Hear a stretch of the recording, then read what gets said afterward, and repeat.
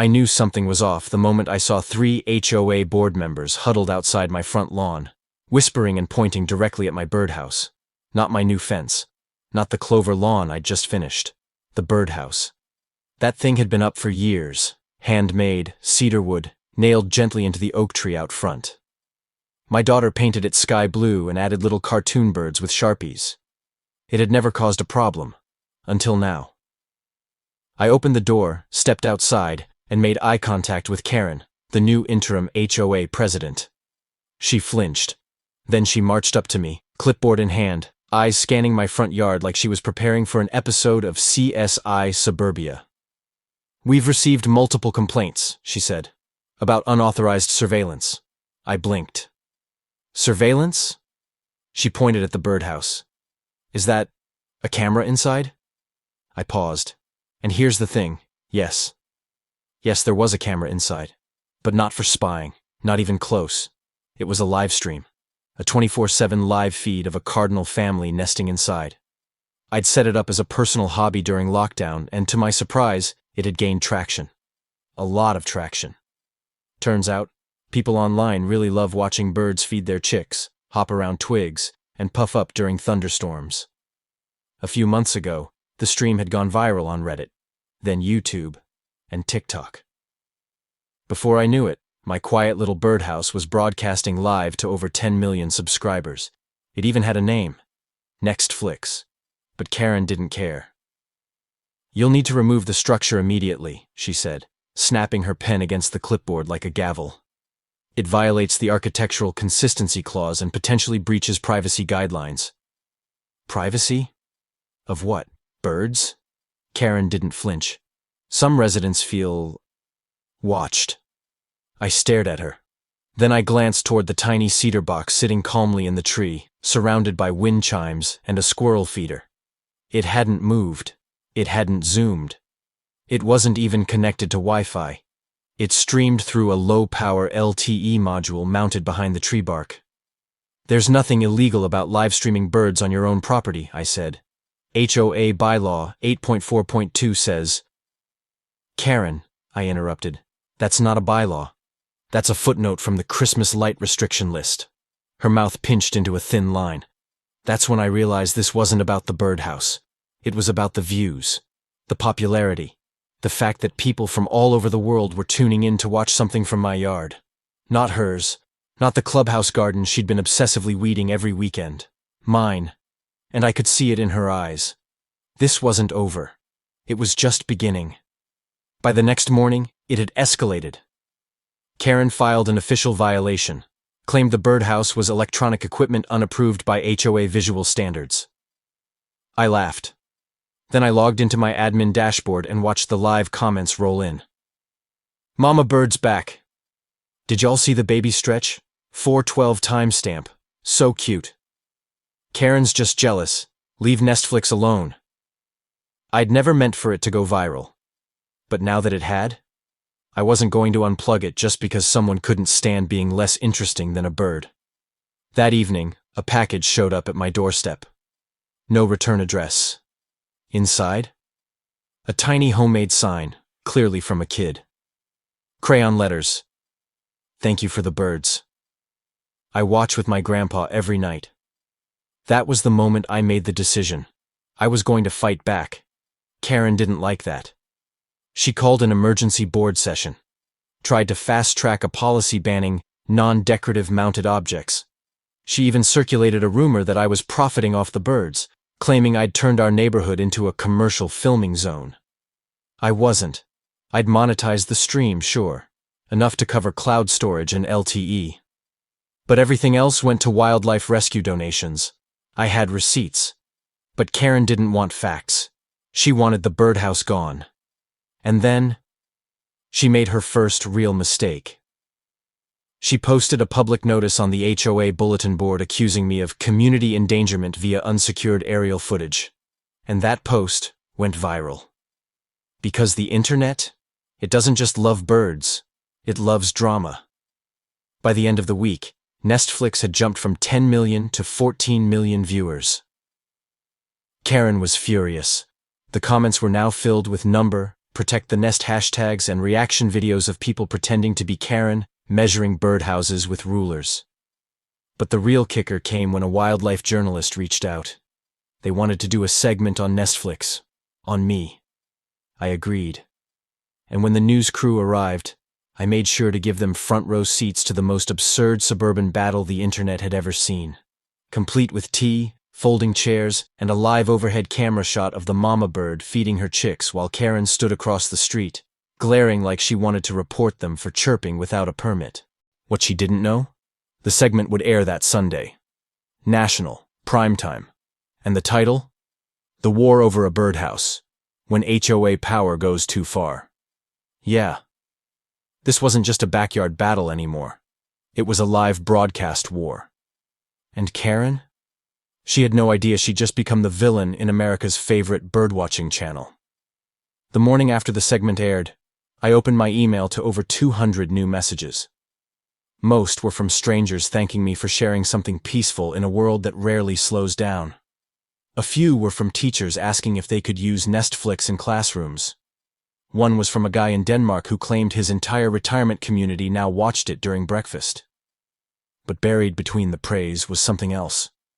A formal cease and desist letter, signed by Karen Whitmore, HOA President Emeritus. That title alone was a red flag. She'd added it herself. The document was drenched in legalese and self-importance. It accused me of broadcasting sensitive community visuals, inviting public scrutiny, and, my personal favorite, perpetuating digital voyeurism. I read it 3 times and still couldn't figure out what exactly she thought was happening inside that birdhouse. Whatever it was, she wanted it shut down, officially, immediately, or she'd bring the issue to the next municipal zoning committee. That was Karen's newest play. Escalate it beyond the neighborhood, take it citywide. She wasn't trying to win the battle anymore. She was trying to remove the battlefield entirely. I called Dave, our new HOA president. He'd inherited the position after Karen's meltdown last year over the community chili cook-off. He was calm, rational, and above all, exhausted by her antics. "She's bluffing," he said. But even he sounded unsure. "You've got the city grant paperwork, right?" I had more than that. I had a written statement from the city's community engagement office confirming the stream was not only permitted but encouraged. Educational use, environmental awareness, citizen science. Karen could huff and puff, but she didn't have jurisdiction over federally protected songbirds. Still, I knew her next move wouldn't come through a letter. It would be quieter, pettier, more her style. That evening, the lens feed from Netflix started acting strange, glitchy, distorted. I thought it was a connection issue until I reviewed the footage. At exactly 3:17 a.m., the image shook violently, then went black for 12 seconds.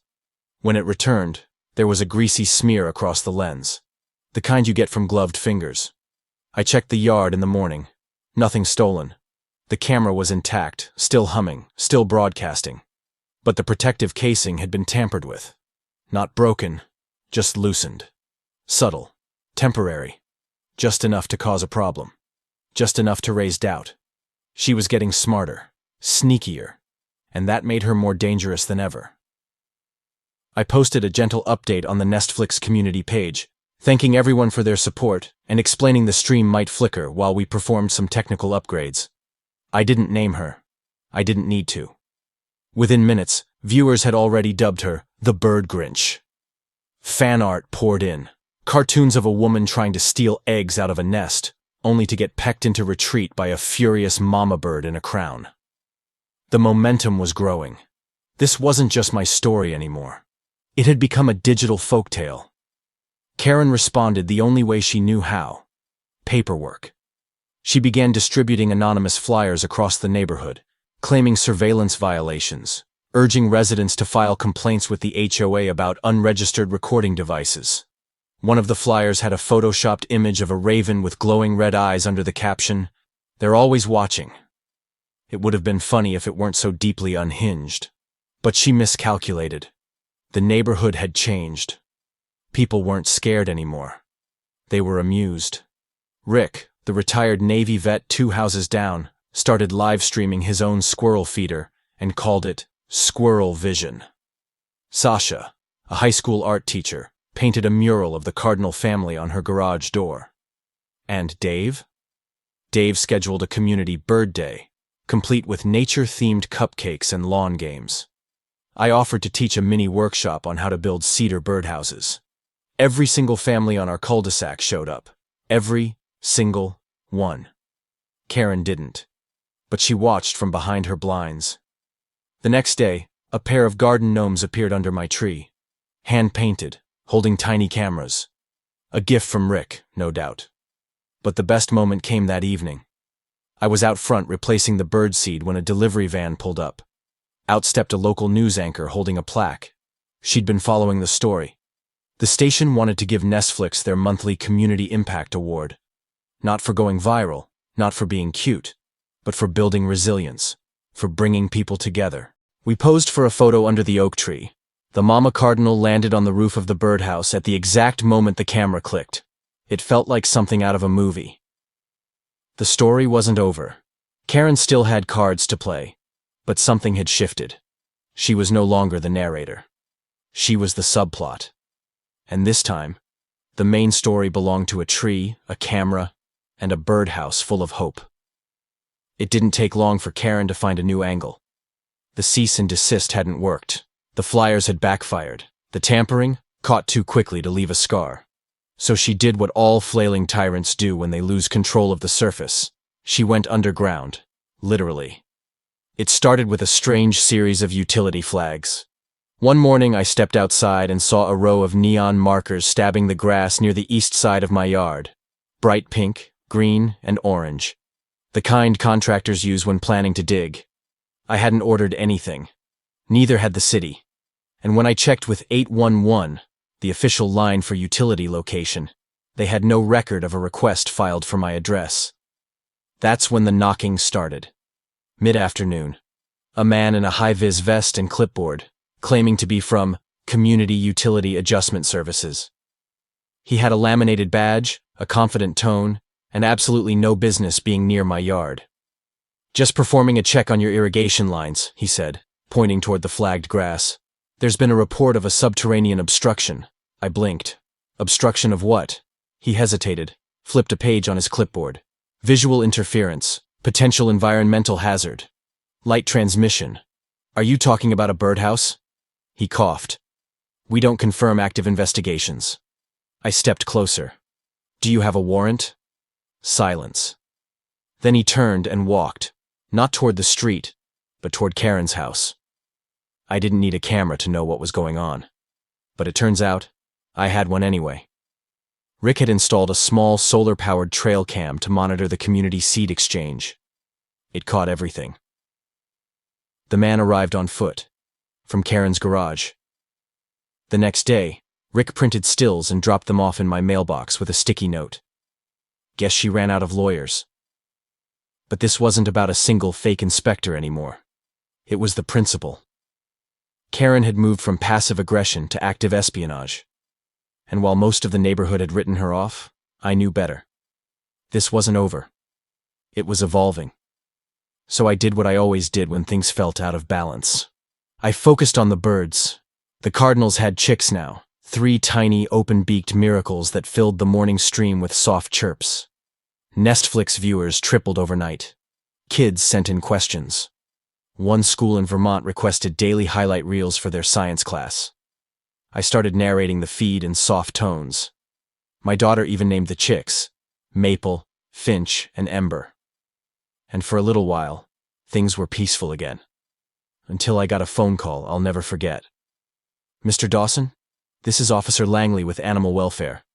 We've received an anonymous report about drone harassment of wildlife at your address." "Come again?" "A neighbor claims you're using surveillance drones to disturb nesting birds. We're required to follow up." I exhaled through my nose. "Would you like to come see the nest?" Langley arrived 40 minutes later. Polite, professional, a little bemused. The moment he saw the birdhouse, his eyebrows raised. "You're telling me that's the source of the stream?" I nodded. Hardwired. No drones, no flight paths. Just cedar, wires, and birdseed. He stared at the screen. then at the tiny birds peeking out of the hole, then back at me. "I've seen a lot of things," he muttered, "but I've never been called out because a cardinal family was too popular." I smiled. "Karen?" "Can't confirm. But the report was typed, mailed. Return address was a sticker that said, 'Protect our skies.'" Of course it was. Before leaving, Officer Langley asked if he could show the Nest Cam to his wife, who was a second-grade teacher. I gave him the stream link and a Nestflix sticker. He tipped his hat on the way out. By sunset, my inbox was flooded again. Langley's wife had posted about it on her teacher forum. We got shared by a national homeschool network. A wildlife rescue center asked for a partnership. Karen's attempt to smother the stream had amplified it instead. But she wasn't done. That night, I heard something outside. Not birds. Not raccoons. Whispers. Feet crunching grass. I turned off the porch light and watched through the blinds. Two shadows again. One crouched near the base of the oak tree. The other held something metallic. I recognized the glint. Bolt cutters. They were going for the camera mount. I hit record on my security system, slipped on shoes, opened the door. Fast. The shadows scattered. One fled behind my house. The other bolted toward Karen's fence and fumbled with the gate latch. "Run all you want," I said into the dark. "You're already famous." I filed a report the next morning. The officer didn't even flinch. "Is this the birdhouse lady again?" he asked. I nodded. He sighed. "She's exhausting. And the funny part? I hadn't even needed to report it, because someone else already had. A neighbor on the next block had installed a Nestflix sticker on his front window. He'd seen the shadows, filmed the whole thing. That clip went viral on its own. Captioned, "HOA Karen tries to assassinate Cardinal Cam. Fails." Over 300,000 views. Local radio picked it up. A podcast invited me on to talk about suburban censorship. They titled the episode, "Feathers, Fences, and Freedom." And the best part? The birds kept singing, right through the sabotage, the threats, the manufactured fear. They kept building, feeding, flying, and somehow, so did we. This was more than a neighborhood stream. This was a signal. And everyone was finally listening. If there was ever a moment Karen thought she could still win, it was the emergency HOA meeting she scheduled to address unauthorized technological installations affecting community harmony. The flyer arrived like a warning shot.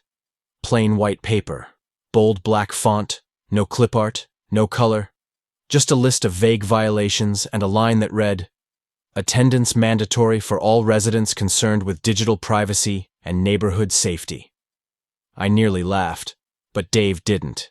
He showed up at my door 10 minutes later, holding the same flyer with a look that said, "Brace yourself." "She's going to try to pass a vote," he said, "to ban live streaming devices on residential properties." I blinked. "That's not even enforceable." "Doesn't matter. She's betting most people won't show up. If she controls the room, she controls the narrative." He was right, and Karen knew it. So we made a plan. That evening, I posted in the neighborhood message board, the one Karen used to moderate, a polite, well-worded reminder that our Nestflix stream was protected under city code, and that the library had been funded by a municipal literacy initiative. I ended with one sentence: "If you care about community, come speak up." I expected a few responses. We got dozens: parents, teachers, retirees, even a few teens chimed in with jokes and memes. Someone posted a screenshot of our cardinal family next to a picture of Karen's violation slips and captioned it, "Which one actually makes the neighborhood better?" By the time the meeting rolled around, the community center was packed. More people than I'd ever seen at one of these gatherings. Folding chairs pulled from closets, people standing in the back. Someone brought cookies.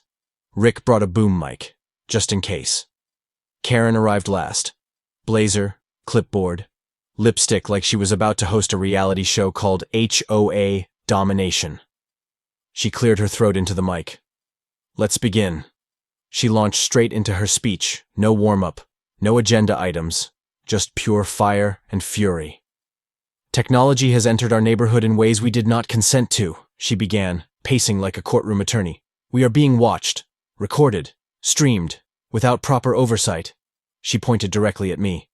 Some installations are being weaponized to build personal platforms, turning our peaceful streets into internet entertainment. The murmurs started, small at first, then louder. Rick leaned over to whisper, "I think she's losing them." Karen held up a printed screenshot of the Cardinal cam stream, complete with a viewer chat beside it. "This," she said, voice shaking with frustration, "was never approved. This broadcast, yes, broadcast, is drawing eyes to our private community. We must restore order before it's too late." Then she moved to the next slide on her projector, a list of supposed dangers: surveillance abuse, child privacy concerns, wildlife disruption. One bullet point read, "Possible bird radicalization." That's when someone laughed. Loudly, then someone clapped. Karen snapped around. "This isn't funny." Dave stood up. "No, Karen," he said calmly. "It's tragic. That you'd take a beautiful moment of community connection and twist it into a threat." The crowd went quiet. Dave gestured toward the back. "You want to talk about privacy? The only one violating it is the person who sent a fake inspector onto someone else's lawn." Karen's eyes narrowed. "That's unsubstantiated." "No," said another voice. "It's on camera." A hand went up. Mr. Oliver, the quiet widower. He never spoke at these things. "My granddaughter watches that stream every morning," he said. "First thing she's ever been excited about at school. You want to take that from her?" Another voice.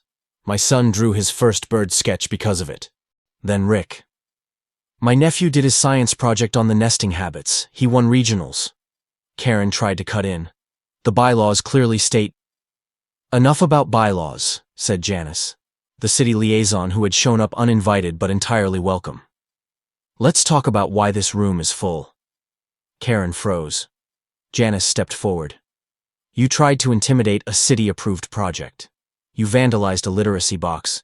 You filed a harassment complaint over a bird cam." She pulled out a folder. "We've reviewed the footage. We've seen the paperwork. And we've had enough." Karen tried to speak, but her words came out as static. "I move," said Dave, voice loud and steady, "that we place a formal vote of censure on Karen Whitmore for conduct unbecoming of a board member." Karen's eyes widened. Someone from the back shouted, "Seconded." Rick raised both hands. "Thirded." Fourth edition, fifth ed people laughed. Janice nodded. "Then we proceed." They voted. Hands shot up across the room, more than 2/3. Many of them people who had been afraid to speak until this night. Karen stood in the center, surrounded not by power, but by silence. Deflated, outvoted, outloved. The motion passed. Karen was formally censured, stripped of decision-making privileges, still a homeowner, but no longer queen of anything. She left the room without a word. No exit speech, no threat. Just the shuffle of heels against vinyl tile and the door swinging closed behind her. When she was gone, Dave turned to me. "You okay?" I nodded. Then someone passed me a drawing, a crayon sketch of a cardinal sitting on a stack of books. Underneath, a little kid had written, "Thanks for the birds and the books." I smiled. We didn't just win a vote, we reclaimed a community. And for the first time, it felt like Karen wasn't the center of the story anymore. We were. In the days that followed the meeting, everything seemed to shift. Not with fireworks or applause, but with the quiet, unmistakable calm of a storm finally past. The HOA board replaced their template violation forms with personalized notes. The Community Concerns Bulletin Board, once Karen's personal stage, now displayed thank you cards, birdwatching tips, and a rotating collection of children's art featuring our now famous cardinal nest. And the camera? Still live. Still streaming. Only now, the viewer count had quadrupled. Kids tuned in from local schools. Teachers messaged us asking for permission to use the footage in science units. A librarian from the next town emailed me requesting a digital archive of key nest events for a nature storytelling project. And as all of this blossomed, Karen faded. She didn't attend the next board meeting. She didn't show up to the spring garden tour. Her curtains stayed closed. Her mailbox overflowed. Her yard, once a display of suburban perfection, began to show cracks, dandelions poking through mulch, an unmowed patch by the driveway, a faded wreath still hanging from last year's holidays. It felt like watching a shadow shrink under daylight. But no one was celebrating. We weren't after her downfall. We were after something better. And we were finally building it. Rick came by one morning with a stack of plywood and a mischievous smile. "Ready to go national?" he said. "What?" He dropped a folded flyer on my porch table. Birdfest 2025, Connecting Communities Through Nature. Apparently, a regional nonprofit had picked up our story and wanted to feature the Willow Grove Cardinal Cam as a keynote example. Virtual presentation, just you, a mic, and 10 minutes of wholesome rebellion. I couldn't say no. That weekend we recorded a short video. Nothing flashy. Just footage of the nest, a few quotes from neighbors, and a walk past the mini library trail that had now expanded to 9 boxes, including Rick's infamous fiction forest, which now featured a hammock and a hand-painted quiet nesting sign. When we uploaded it, I expected polite engagement. Instead, it exploded. Tens of thousands of views in a week. Comments from people across the country. Teachers, activists, tired parents, thanking us for proving that resistance didn't have to be loud to be effective. That joy itself could be defiance. And then, the city called. They wanted to fund a permanent nature pavilion near the community park, complete with solar-powered live stream screens, benches, and a new wing of the library trail. They asked if I'd consult on the design. I said yes, because how could I not? A few weeks later, I was helping unload lumber when a familiar voice behind me said, "Didn't think you'd actually pull it off." I turned. Karen, no clipboard, no blazer, just a worn hoodie, hair tied back, shadows under her eyes. She didn't look angry, just exhausted. "You came to gloat?" I asked. She shook her head. "Number I came to see what I missed." There was a pause, the kind that feels like a closing book. "I didn't understand," she said. "Thought if I let people do whatever they wanted, everything would fall apart. That structure was the only thing holding it together." I glanced around. At the benches being painted by kids. At the chalkboard schedules listing story times and seed-swapping events. At the new cardinal nest, just above the library sign, settled and safe. "Turns out," I said, "you were partly right." She frowned. "Structure matters," I continued. "But only when it serves the people in it, not the other way around." Karen looked away. "I might sell," she said softly. "Where would you go?" She gave a small, sad smile. "Somewhere quieter." I didn't answer, because the truth was, it had never been the noise that pushed people away. It was the silence Karen demanded in its place. When she finally turned to leave, she stopped by the edge of the grass and said, "You should rename that stream." "To what?" She paused, then shrugged. "Whatever you want. It's yours now." And with that, she walked off. No threat, no venom, just a person who had lost their script in a story that kept moving without them. That evening, the stream title quietly updated to "The Nest Next Door, a story still being written." And beneath it, a pinned comment from Rick that said, "Featuring cameos by brave birds, wiser neighbors, and one very surprised HOA president." We didn't reply. We just let it fly. Spring turned into early summer with the kind of gentle rhythm you don't notice until the breeze smells sweeter, and the evenings stretch longer than you remember. The cardinal nest, our little red spark of rebellion, sat empty now, its fledglings long since launched into the trees beyond our cul-de-sac. But the stream kept running, the camera kept rolling, and the comments kept coming in. "You helped my autistic son discover birds," one said. "Watching your street saved me during chemo," read another. "I started a nest cam in my city because of you." It was no longer just about Willow Grove. We'd become part of something bigger.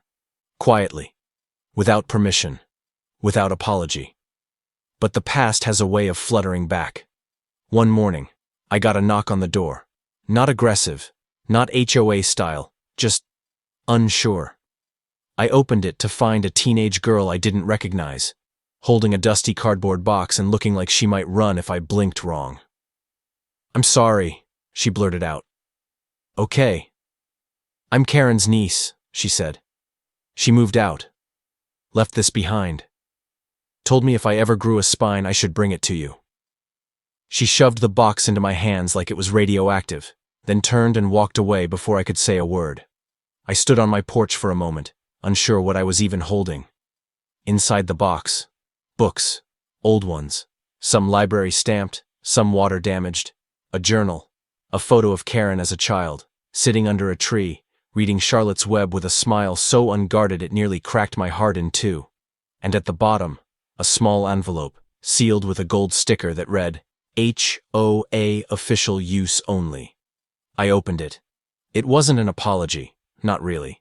Just a single sheet of paper, typed, but with a smudge near the bottom like someone had changed their mind mid-signature. I thought I was protecting something, but I forgot what it felt like to build instead of block. I hope the nest was worth it. K. I didn't know what to do with that. So I added the books to the nearest library box, tucked the photo into the back, and placed the letter inside a plastic sleeve labeled History. Let the neighborhood decide. That weekend, we held our first Nest Fest. Rick's idea, of course. A mix of bird-watching, storytelling, and baked goods that shouldn't legally be that dense. Kids dressed up as cardinals. Seniors led sidewalk art tutorials. We projected the best nest cam moments onto a sheet in the park and cheered every time a baby bird flapped its way into flight. It didn't feel like a celebration of resistance anymore. It felt like a celebration of becoming. And somewhere near the back of the crowd, I spotted her again. Karen. No longer behind blinds, no longer pretending to be in charge. Just a woman on a bench, watching. She didn't stay long, didn't make a speech. Just clapped quietly when one of the kids read a poem about the bird that lived in a camera and made the grown-ups stop fighting. And when the applause faded, she stood, nodded to me once, and walked away. That nod wasn't forgiveness. Or surrender. It was something else. Recognition, maybe. That in the end it wasn't about laws or lawn ornaments. Not about rules or rebellion. It was about remembering that communities don't thrive by policing. They thrive by listening. And we'd finally learned how to listen again. The camera's still up, by the way. Now solar-powered, city-sponsored. And part of a growing network called Neighborhood Nestworks. Dozens of streets like ours, quietly turning birdwatching into bridge building. Every so often, I sit on the porch and refresh the feed. Sometimes there's a bird. Sometimes there's just wind. But always, there's the quiet hum of a neighborhood that chose connection over control. And above our little reading pavilion, carved into the plaque beneath that now iconic arch, it reads, "They tried to take the story. We just kept writing."